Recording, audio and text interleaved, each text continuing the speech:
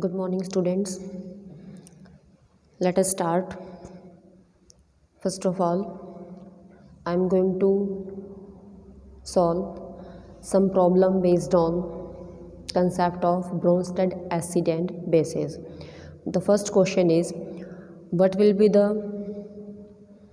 conjugate bases for the following Bronsted acid?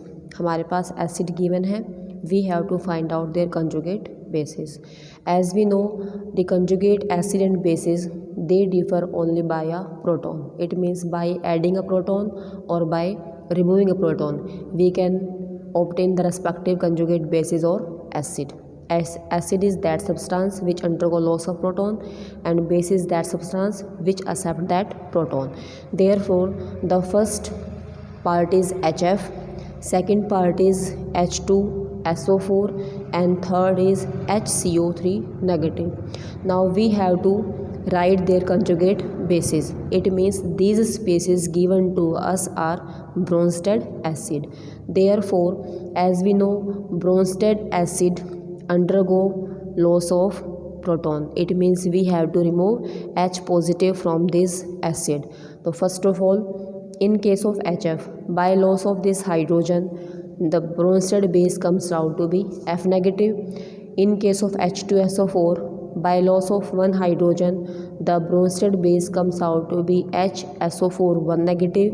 And in case of this HCO3 1 negative, by loss of this proton, the conjugate base comes out to be HCO3 2 negative.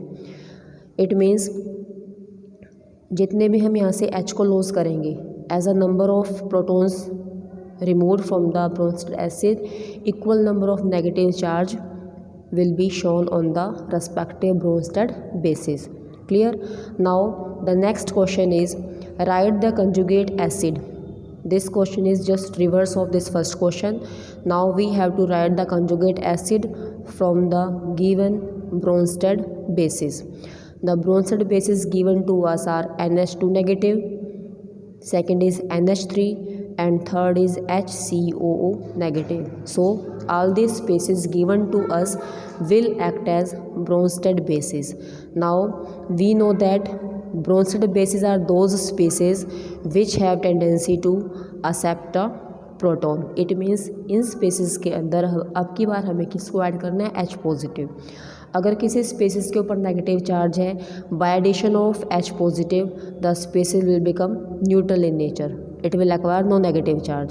If have no negative charge, then it will acquire positive charge by addition of proton. So in case of H and NH2 negative, by addition of proton, it becomes NH3 neutral.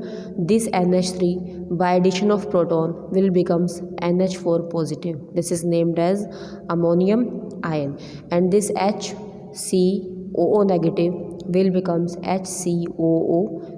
This species is named as formic acid, also named as methanoic acid. In this way, we can write conjugate bases for Bronsted acid and write Bronsted conjugate acid for the Bronsted bases. Now next is the advantages of this Bronsted and Lowry concept over the Arrhenius concept. How this concept is useful to us in comparison to Arrhenius concept. First point is that this concept is not limited to molecules, but it also includes molecule as well as ionic spaces, which can also act as acid as well as bases. Second, it is also, or it can explain the basic nature of substances such as sodium carbonate, ammonia. As we know, these species do not contain any hydroxyl group. Still, they will act as bases. So this concept was given by, or this concept was explained by Bronsted, that these substances are basic in nature because these substances can undergo acceptance, because they can will act as acceptor of proton, or they undergo acceptance of a proton. That's why these substances will act as bases. Next is, it can also explain the acid as well as base reaction. It can also explain acid as well as base reaction in non-aqueous solution also. because in the previous two concepts we studied the acidic and basic nature of substances only in the aqueous solution, but here we can also explain the acid and base reaction in the non-aqueous solution, or even in absence of solvent, For example, we have explained about reaction between HCl and NH3. The resulting equation found to be NH4 positive plus Cl negative. It means now this species will act as Bronsted acid and this will act as Bronsted base. And this Bronsted acid gives the respective conjugate base means Cl negative, and this Bronsted base gives the respective conjugate acid named as NH4 positive. On reversing, this species will act as acid and this will act as base. Clear? So these points were not explained by Arrhenius and were clearly explained by the Bronsted and Lowry concept. Still, this concept also have some limitation. First point is that it is not able to explain the reaction between acidic oxide, reaction of the acidic oxides. Acidic oxides means the reactions of oxides of non-metals. This concept is unable to explain the reaction between oxides of non-metals and the basic oxides such as calcium, magnesium and barium oxides, which can also take place in absence of solvent. For example, in the previous concept we have discussed that when calcium oxide combines with water, it forms calcium hydroxide, basic substance.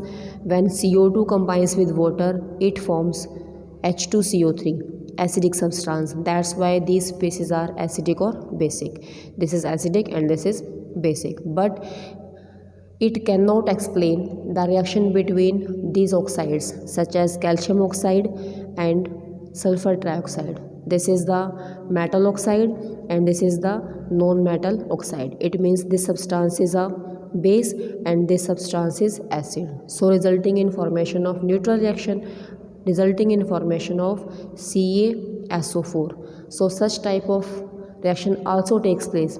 Even in this case, we do not use any kind of solvent. Clear? Next, substances like boron trifluoride, BF3, or aluminium trichloride, AlCl3.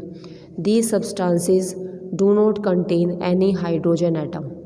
Still, these substances will behave like acid. Why these substances behave like acid? Even they cannot give a proton, but they are considered as acid. Why? These are the some limitation, and these limitations were removed in the next concept called as Lewis concept of acid and bases. So Lewis concept explain that acid is a substance. According to Lewis, acids are those substances which can accept pair of electron. It means these species are deficient in electrons. Therefore, acid were called as acceptor of electron, whereas according to Lewis concept, bases are those substances which can donate pair of electron. Which can donate pair of electrons are called as bases, or simply they are called as Lewis bases, and which can accept pair of electron they are called as Lewis acid. So according to the electronic concept, he defined acid and bases as acceptor of electron or donor of electron. We can also explain the reaction between these Lewis acid and Lewis bases and the bond formed by these species as. So first example we have taken is boron trifluoride. Second compound we have taken here is ammonia. Now the Lewis dot structure of boron trifluoride is boron, which consists of 3 electrons in the valence shell, combines with 3 different fluorine atoms, consist of 7 electrons in their valence shell. Each fluorine atom consists of 7 electrons in their valence shell, whereas boron consists of 3 electrons in the valence shell. Now undergo sharing of electrons. As a result, in this case the bond form can be shown like this. Now these 3 fluorine atoms undergo formation of this covalent bond by sharing of electron. Now The central atom is not deficient in electrons. It consists of only 6 electrons by sharing with fluorine as well, 2, 4 and the 6. So this bromine, that is central atom, is now electron deficient. Then how this electron deficiencies can be completed? This deficiency can be completed if this boron will able to accept a pair of electron, because it have only 6 electrons. It require 2 more electrons to complete its octet. So second space is given to us is ammonia, having nitrogen in the center. Now by doing or drawing the Lewis dot structure of ammonia, the following result will observe. Having 5 electrons in the valence shell, undergo sharing of 1 electron with nitrogen. These hydrogen atom undergo sharing with nitrogen, and this nitrogen has complete 8 electrons in the valence shell. After bond formation, still it consists of a lone pair of electron. Now it have extra electron, or we can say that it is electron rich.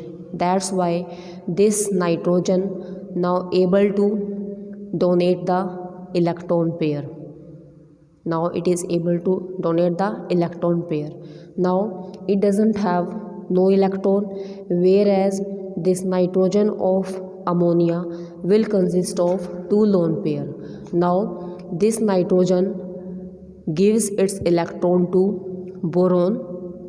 This nitrogen provide its electron to boron. Electrons are given by now nitrogen, and the electrons which are present here, these electrons are now shared by both nitrogen as well as boron. Donor is nitrogen. 1 electron from nitrogen is given to boron, and these 2 electrons are shared by both boron and nitrogen, so resulting in formation of a bond, because bond is formed by transfer of or sharing of electron. In this case, electron is given by nitrogen and shared by both, so this bond is neither ionic nor covalent. Such type of bond is called as dative bond or coordinate bond. Such type of bond is termed as dative or the coordinate bond, because this type of bond is formed by donation of electrons by one atom and sharing by both the atoms. So in this case, it will act as donor and it will act as acceptor of electrons. Some few more examples are given. Reaction between ammonia and H positive ion. Try to solve it yourself. Next, reaction between boron trifluoride and fluoride ions, reaction between calcium oxide and sulfur trioxide, and reaction between hydration of metal ions, any metal ion, when undergo combination with water, resulting in formation of respective product. So try to solve the questions till here. After this we will discuss about Lewis concept of acids and bases and their classification in the next lecture.